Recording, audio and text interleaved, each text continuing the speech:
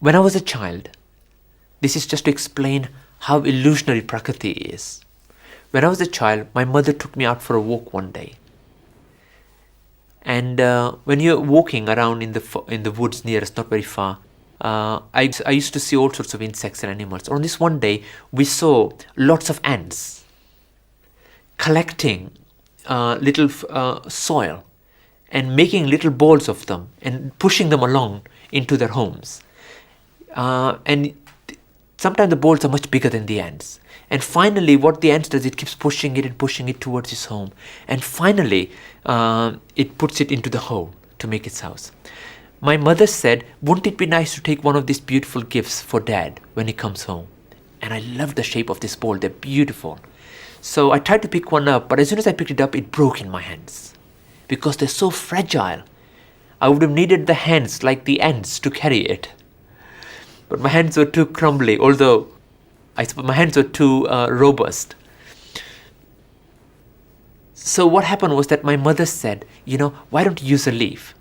So I got a leaf, a small one, but it didn't work. So I had to get a big leaf. And I remember putting it on these big leaves, couple of them, not just one. And I picked them up gently and took them home, put them in the side of a room. My dad arrived that night and my mother said, go and get your gift for Dad.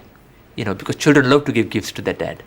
So when I got there, I was so excited. But as soon as I arrived at the leaf, I saw on the leaf that there wasn't any more balls there. All there was little mounds of earth. And the saliva which the ants had used to bind the soil together had dehydrated and it crumbled back into a little pile of mud. So I brought it back and I showed it to my dad. And I said, Dad, this is a gift for you. He said, oh, a pile of dust. And my mother looked at it and she kind of saw that there was a great disappointment in my eyes. But she wasn't going to allow that disappointment to go by for nothing. So my dad knew something had happened. So what my mother did afterwards, which was very beautiful, was that she kind of said to me, she says, have you noticed how everything that has a form and a shape disintegrates? She said, learn that. Prakriti changes all the time. It's illusionary. It holds its different shapes only for a while, and while you get attached to the shape, it changes it. Then it puts you in a cycle of sorrow and pain.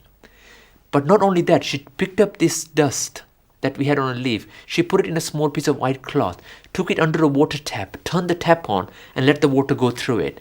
And when the water had gone through this cloth, she opened the cloth, and all the soil dust had gone through and there was nothing in the cloth. And she said, see, it's just an illusion. That is what Prakriti is like. Everything changes. To be attached to things that changes is a pure suicide for a human being who's looking for freedom.